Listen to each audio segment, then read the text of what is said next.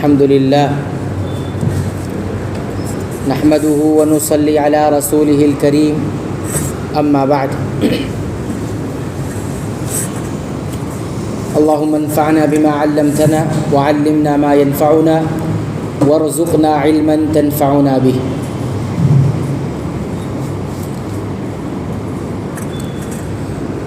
سجدے کی کیا اہمیت اور عظمت ہے، اس سے متعلق ہماری گفتگو جاری ہے۔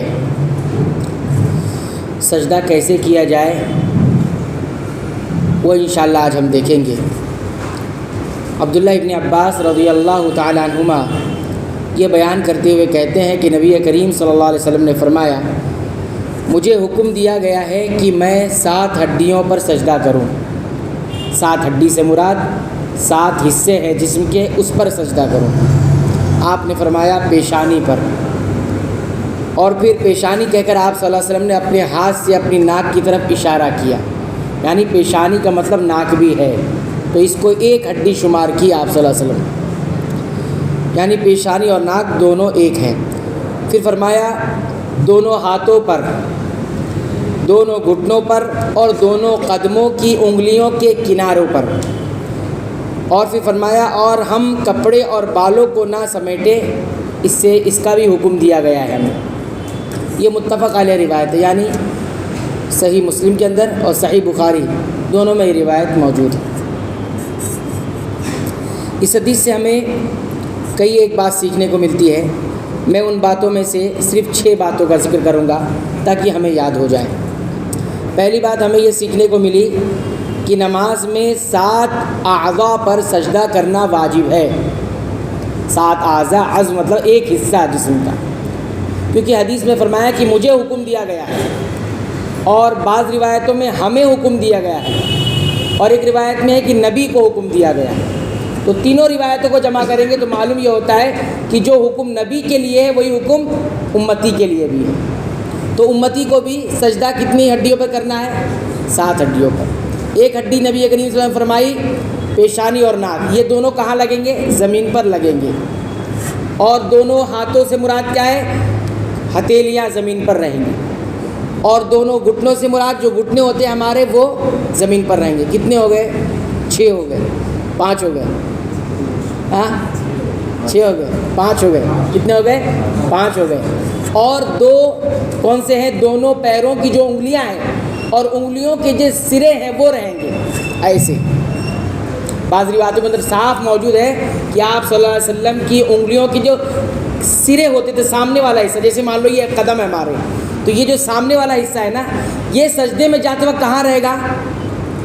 قبلے کی جانب رہے گا، اور یہ جو سرا ہے یہ زمین پر لگے گا۔ تو یہ جب پورے اعضاء زمین پر لگ جائیں گے تب کیا کہا جائے گا؟ یہ سجدہ ہوگا۔ پہلی بات یہ معلوم ہو کہ واجب ہے، اور اگر اس میں سے کوئی بھی حصہ زمین پر نہیں لگ رہا ہے، مان لو مثال کے طور پر کسی کی ناک زمین پر نہیں لگ رہی، تو یہ سجدے میں کافی نہیں ہوگا، سجدہ کافی اس کا نہیں ہوا، یعنی سجدے کے لیے جو چیز تھی وہ کافی نہیں ہوئی۔ دوسری بات جو سیکھنے کو ملی وہ یہ کہ پیشانی پورا حصہ اور ناک یہ دونوں ایک ہی ہے، یہ دونوں کیا ہے؟ ایک ہی ہے۔ سجدے میں یہ دونوں ایک کہلائیں گے۔ کوئی کہیں گے نہیں ہو گیا، ایسا نہیں ہے، 7 ہو گیا، ایسا نہیں، بلکہ یہ پورا ملا کر ہوگا۔ تیسری بات جو سیکھنے کو ملی وہ یہ کہ جتنا ممکن ہو سکے انسان کو چاہیے کہ یہ ان اعضاء کو، جو ہڈیاں ہیں یہ، ان کو کیا رکھے؟ زمین پر رکھے، زمین پر رکھے جتنا ممکن ہو سکے، ٹھیک ہے؟ یعنی نبی کریم صلی اللہ علیہ وسلم پورا یہ رکھا کرتے، تو کوئی اتنا رکھ دے کہیں ہو جائے گا، نہیں، جتنا ممکن ہے پورا رکھا جائے گا۔ ایسی گھٹنے بھی، ایسی ناک بھی، پیشانی بھی۔ کچھ لوگ سجدہ کرتے ہوئے کیا کرتے؟ پیشانی نہیں رکھتے، سر رکھتے ہیں، تھوڑا ایسے کر کے رکھتے ہیں، تو یہ درست نہیں۔ تو کف رکھنے کا ہے، کف کا مطلب یہ ہتھیلی جس کو ہوتی ہے یہ رکھنا ہے، کچھ لوگ پورا رکھ دیتے ہیں، یہ بھی درست نہیں ہے۔ ہاتھوں سے مراد یہ کف ہے، کیونکہ بعض روایتوں میں صاف طور پر موجود ہے کہ آپ صلی اللہ علیہ وسلم ہتھیلیوں کو رکھتے تھے، تو ہاتھوں سے مراد پورا ہاتھ نہیں ہے، پورا ہاتھ رکھیں گے تو پورا لیٹ جائیں گے، ایسا ہو جائے گا۔ تو یہ تیسری بات ہوگی۔ چوتھی بات یہ معلوم ہوئی کہ سجدے کے اعضاء کا کھلا ہونا واجب نہیں ہے، یعنی جن جن جگہوں کو ہمیں زمین پر رکھنا ہے اس کا کھلا ہونا واجب ہے؟ نہیں، یہ ضروری نہیں ہے، یہ ضروری نہیں۔ کچھ لوگ کہتے ہیں کہ کسی نے ٹوپی اگر ایسے پہن لیا ہے، ایسے کیا ایسے پہن لیا، اب سجدہ کر رہا ہے، سجدہ نہیں ہوگا بولتے، کیا بولتے ہیں؟ سجدہ نہیں ہوگا، اس کا پیشانی رکھی نہیں زمین پر۔ بہتر یہ ہے کہ انسان اوپر پہنے ٹوپی تھوڑا، تاکہ جو ہے آپ کی پیشانی زمین پر لگے۔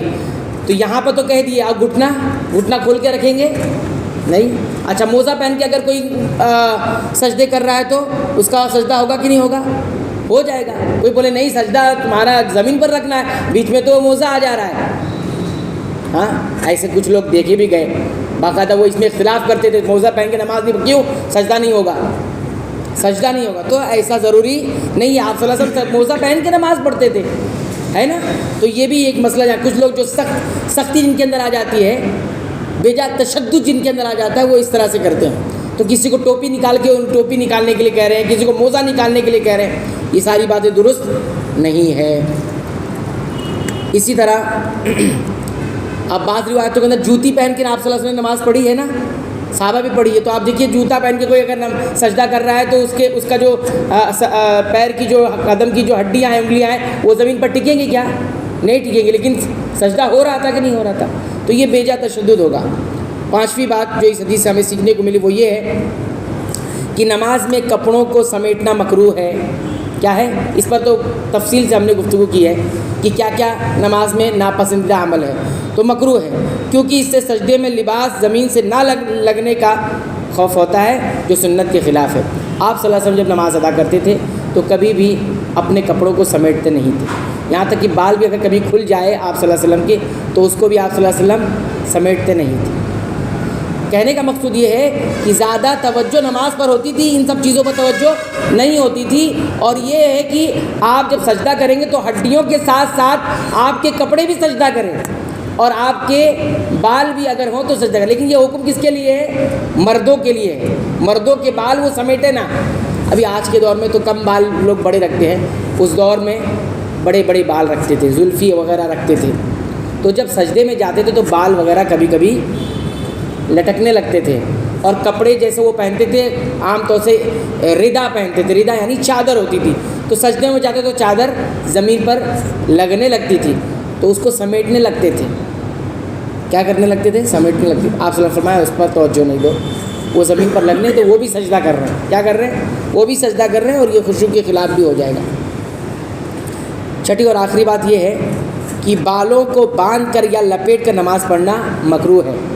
بالوں کو باندھ کر یا لپیٹ کر نماز پڑھنا مکروہ ہے، چاہے نماز کے لیے کیا ہو، یعنی کسی نے کیا کیا، پہلے اس کے بال لٹکتے تھے، نماز میں آیا تو سمیٹ لیا کہ نہیں نماز میں، تو ایسا بھی نہیں، پہلے سے بندھے ہوئے تو بھی نہیں، جب تک کوئی شرعی عذر نہ ہو، جب تک کوئی شرعی عذر نہ ہو بلا وجہ بال کو سمیٹ کے نماز باندھ کے سمیٹ کے پڑھ رہے ہیں۔ جس کے بال بڑے ہیں ان کی بات ہو رہی ہے، پہلے لوگ بڑے بال رکھتے تھے اور اس پر عمامہ اور پگڑی وغیرہ بھی پہن لیتے تھے، اور کبھی جن کے جو پگڑی یا عمامہ وغیرہ نہیں پہنے ہیں تو وہ ایسے ہی نماز پڑھتے تھے، تو بال تو کیا کرتے تھے، وہ خاص طور پر نماز کے لیے وہ کیا کرے، اس کو سمیٹ لیتے تھے، باندھ لیتے تھے۔ کیا کر لیتے تھے؟ سمیٹ لیتے تھے یا باندھ لیتے تھے۔ تو اس سے منع کیا گیا، بلکہ یہ نہ کیا جائے، بلکہ جیسا ہے ان کو بھی ساتھ میں ویسے ہی رہا دیا جائے۔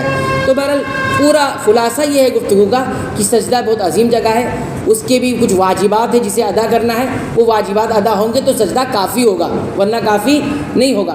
دوسرا یہ کہ نماز میں خشوع کا، جہاں دل کے خشوع کا خیال رکھنا ہے وہیں اعضاء کے خشوع کا بھی خیال رکھنا ہے۔ اعضاء کا مطلب ظاہری جو ہماری حرکت ہے وہ بھی خشوع والی ہونی چاہیے، سکون والی۔ اب انسان اگر بڑے بال رکھا ہے تو بار بار سجدے میں جا رہا ہے تو بال سمیٹ رہا ہے، پھر سجدے میں جا رہا ہے، پھر گر رہا ہے تو پھر سمیٹ رہا ہے، ایسے کپڑے ایسے پہن لیے ہے کہ کپڑوں کو سمیٹ رہا ہے، اٹھا رہا ہے، سجدے میں بچانا چاہ رہا ہے کہ زمین پر کوئی دھول ہے تو وہ نہ لگ جائے، کوئی داغ ہے تو نہ لگ جائے۔ یہ ساری باتوں سے نبی کریم صلی اللہ علیہ وسلم نے منع فرمایا، یہ خشوع کے منافی ہوتی ہے، توجہ ہٹا دیتی ہے۔ اس کے ضمن میں اور وہ ساری باتیں چیزیں آ جائیں گی جو انسان کے دھیان کو خراب کرتی ہے، بھٹکاتی ہے۔ لہذا ایسی کوئی چیز نہ کریں جس سے آپ کا دھیان بھٹکے یا دوسروں کا دھیان بھٹکے۔ اس لیے کہا جاتا ہے کہ نمازی حضرات جو نماز پڑھنے آئے تو ایسے لباس نہ پہن کر آئے جس سے توجہ ہٹتی ہو۔ کچھ لوگ ایسے ہوتے ہیں عام طور سے یہ لباس ایسے مل رہے ہیں کہ جس میں پیچھے کچھ لکھا ہوا ہے، کچھ بنا ہوا ہے. جاندار کی چیز کا تصویریں تو چھوڑ دیجئے، باقی کچھ لکھا ہوتا ہے. ظاہر سی بات ہے پیچھے نماز پڑھنے والا کیا کرے گا؟